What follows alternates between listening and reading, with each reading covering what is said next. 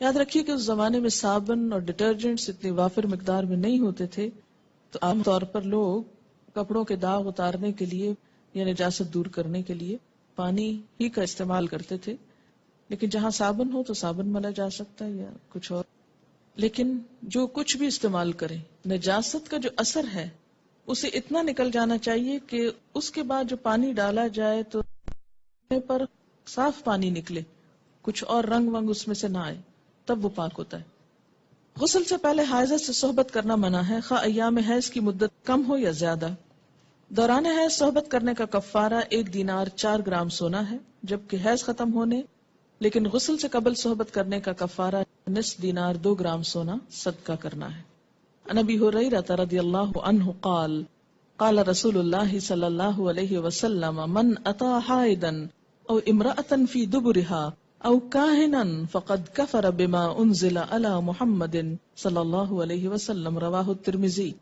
حضرت ابو ہریرہ رضی اللہ تعالی عنہ کہتے ہیں کہ رسول اللہ صلی اللہ علیہ وسلم نے فرمایا، جو شخص حائضہ سے صحبت کرے یا عورت سے دبر کے راستے سے صحبت کرے، عمل قوم لوط کی طرح، یا نجومی کے پاس قسمت کا حال معلوم کرنے آئے، تو اس نے گویا محمد صلی اللہ علیہ وسلم پر نازل شدہ تعلیمات کا انکار کیا. اسے ترمذی نے روایت کیا ہے. عن ابن عباس رضی اللہ عنہما عن النبی صلی اللہ علیہ وسلم فی الذی یأتی امرأته وہی حائض یتصدق بدینار او نصف دینار. رواہ ابو داود وابن ماجہ. حضرت عبداللہ بن عباس رضی اللہ تعالی عنہ سے روایت ہے کہ رسول اللہ صلی اللہ علیہ وسلم نے غسل حیض سے قبل اپنی بیوی سے صحبت کرنے والے آدمی کے بارے میں فرمایا کہ وہ 1 دینار 4 گرام سونا یا نصف دینار 2 گرام صدقہ کرے. اسے ابو داؤد نے روایت کیا ہے. اس سے دراصل عورت کے حقوق کو پروٹیکٹ کیا گیا ہے، کیونکہ عورت اس حالت میں بیماری کے زیادہ قریب ہوتی ہے صحت کی نسبت، اور کئی قسم کی میڈیکل کمپلیکیشنز کا بھی احتمال ہو سکتا ہے دونوں کے لیے، اس لیے منع کیا گیا. اور صدقہ اس لیے رکھا جاتا ہے تاکہ انسان اس ڈر سے کہ پیسے جائیں گے، کیونکہ پیسے کا جانا زیادہ تکلیف دہ ہوتا ہے بعض اوقات، یا پینلٹی یا جرمانہ یا فائن کہہ لیں، تو اس لیے یہ ایک طرح سے روکنے کا سبب بنایا گیا. آج کے معلوم نہیں حساب میں کتنا بنے گا، معلوم کر لیں. عن ابن عباس رضی اللہ عنہما عن النبی صلی اللہ علیہ وسلم قال اذا كان دما احمر فدینار واذا كان دما اصفر فنصف دینار. رواہ الترمذی. حضرت عبداللہ بن عباس سے روایت ہے کہ نبی صلی اللہ علیہ وسلم نے فرمایا، جب حائضہ کے خون کی رنگت سرخ ہو اور اس سے صحبت کی جائے تو 1 دینار صدقہ ہے، اگر خون کی رنگت زرد ہو تو نصف دینار صدقہ ہے. اسے ترمذی نے روایت کیا ہے. نصف دینار کیا ہے؟ 2 گرام.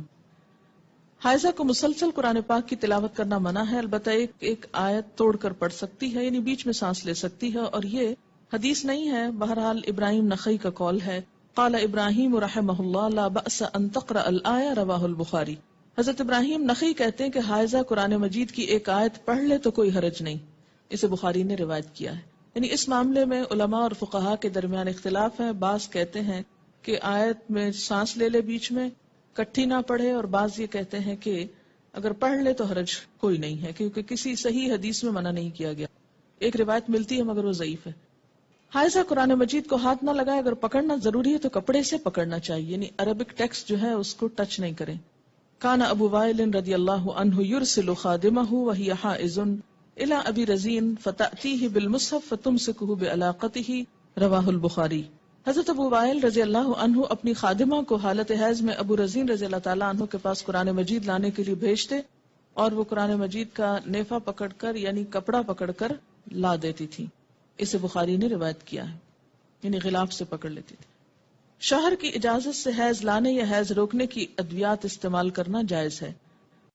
عن ابی ہریرہ رضی اللہ عنہ ان رسول اللہ صلی اللہ علیہ وسلم قال لا تحل للمرأة ان تصوم وزوجها شاہد الا باذن. رواہ البخاری. حضرت ابو ہریرہ رضی اللہ عنہ سے روایت ہے کہ رسول اللہ صلی اللہ علیہ وسلم نے فرمایا، کوئی عورت اپنے شوہر کی موجودگی میں اس کی اجازت کے بغیر نفلی روزہ نہ رکھے. سے بخاری نے روایت کیا.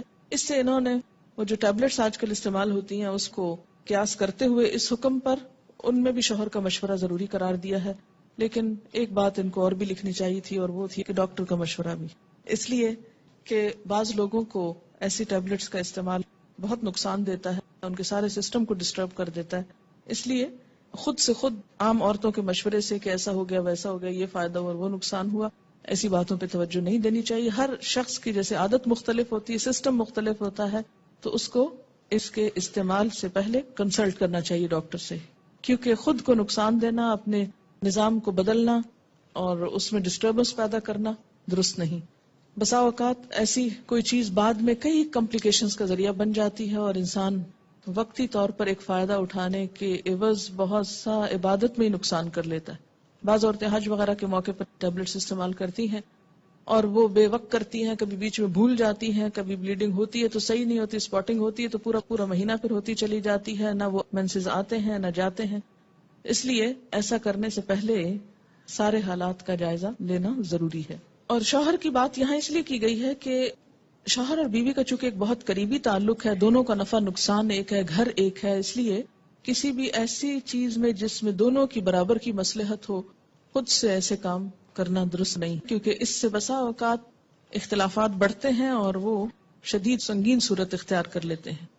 دوران حیض بیوی کو طلاق دینا منع ہے۔ ان عبداللہ ابن عمر انہ طلق امرأته وهي حائض على عهد رسول الله صلی اللہ علیہ وسلم فسأل عمر بن الخطاب رسول الله صلی اللہ علیہ وسلم عن ذلك فقال رسول الله صلی اللہ علیہ وسلم مره فليراجعها ثم ليمسكها حتى تطهر ثم تحيض ثم تطهر ثم ان شاء امسك بعد وان شاء طلقها قبل ان يمسها فتلك العدة التي امر الله ان تطلق لها النساء۔ رواہ البخاری۔